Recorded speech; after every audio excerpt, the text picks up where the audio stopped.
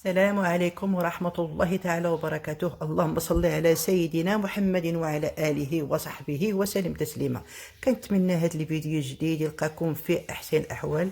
اليوم إن شاء الله غادي نشارك معكم طريقة كيفاش غادي توجدوا العسل ديالكم في الدار، واحد الطريقة مميزة، طريقة دغيا إن شاء الله غادي توجدوه بلا يعني ديروا الكوكوت، بلا ديروه الكاملة عادية، غير يمكن لكم تبعوا المراحل من البدايه حتى النهايه. اذا بسم الله توكلنا على الله.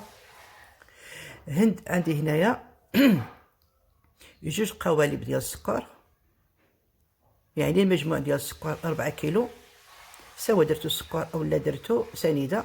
هنايا عندي لتر فقط، لتر ديال الماء. يعني هذه الطريقه راه دغيا غادي توجدوا العسل ديالكم كما قلت لكم بلا ما تستعملوا كوكوت، بلا ما تستعملوا يعني ديروا شي مسائل اخرين. فقط هذه الطريقه يمكنكم غير تتبعوا الطريقه مزيان. دابا غادي نخليها نتوما تشوفوا. غندير حامضه واحده وضروري تحيد من العظم ديالها. صافي غادي نخليه شويه دابا على جنب. ها نتوما حتى تشوفوا يعني السكر ديالكم راه بقى كيذوب. الا بقات غير شويه ديال الطريفات يمكن لكم غير تهرسوهم شويه ديال داك العود.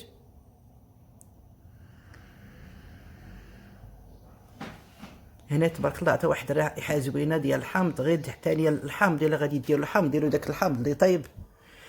ها نتوما دابا راه طلقتها، غادي تشوفوا راه دابا طلعتها فوق النار.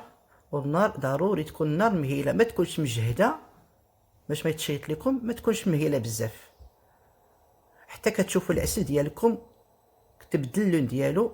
وغادي تشوفوا الحامض حتى هو راه تبدل اللون ديالو، يعني صافي بحال الا خاوي من الماء. راه غادي تعرفوا العسل ديالكم راه هو طيب. الا شفتوا الحامض صافي خاوي من الماء غتشوفوا راه العسل ديالكم طيب. بهذه الطريقه غادي تاخذوا الليتر اللي بقى لكم من الماء. دابا هانتوما تشوفوا القرعه باش عبرت، راه غادي نكمل لتر بالكاس ديال الماء ديال الزهر. غادي نبقى نضيف شويه بشويه باش ما يطير لكم فوق وجهكم، غادي باش ما تحرقوا يا ربي السلامه. غديروا شويه بشويه. هاد الطريقه راه يعني الطريقه اللي ديما كندير بها العسل ديالي، كيجي زوين لا في المذاق لا في اللون، وما كيضيعش ليا الوقت. راه دغيا كنوجدو بهاد الطريقه، يعني هاد الطريقه المعتمده عندي سنين هادي. اذا كما قلت لكم غتضيفوا شويه بشويه. انا من بعد هنا غادي ندير المسكه الحره ضروري منها، كتعطي واحد المذاق زوين. كذلك العسل كيشد لكم. صافي بقاو يعني غادي نخلي هذه دابا هذه الطريقه غادي نخليها تقريبا 10 دقائق.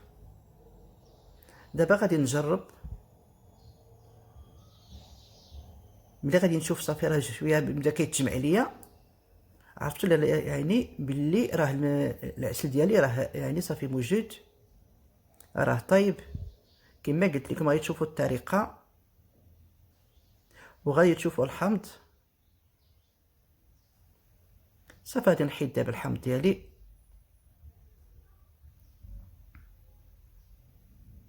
كما قلت لكم غتخليوه ثاني 10 دقائق فقط.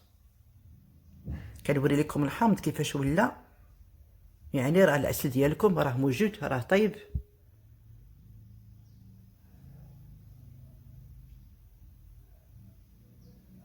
يعني الطريقه سهله وكتعطي واحد النتيجه رائعه جدا. اذا دابا غادي نخليه على جنب حتى يبرد ليا. وإلا كاع الا بغيتو يعني يعطيو لكم قوام احسن يمكن لكم تخليوه يبات. انا هنايا شويه راه ما خليتوش بات، خليته حتى برد ليا مزيان. هانتوما تشوفوا القوام ديالو ما هو جاري، ما هو ثاني قاصح، يعني باش ديروا يعني اي معسلات عندكم.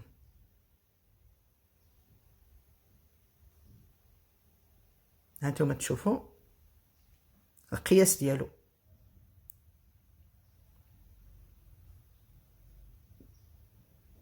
اذا هذا هو القوام اللي غادي نقول لكم ديال العسل.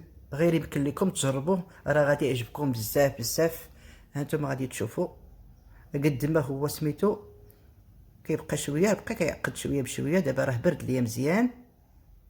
اذا نتبعوا المراحل.